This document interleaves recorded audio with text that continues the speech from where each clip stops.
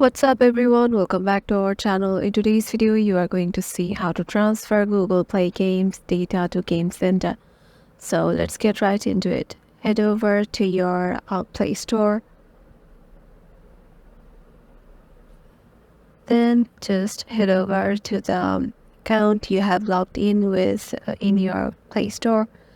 And make sure you have logged in with your desired account. And then just head over to your Google Play Games.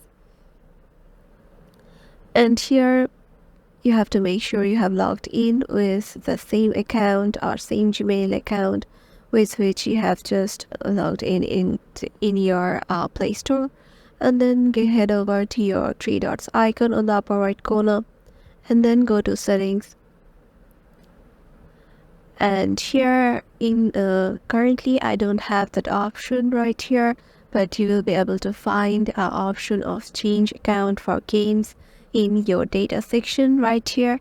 And if you find that, you just have to head over to it and there will be an option or a button called change, and just tap on it. Then your Google Play Games data will just arrive to or transfer to Game Center.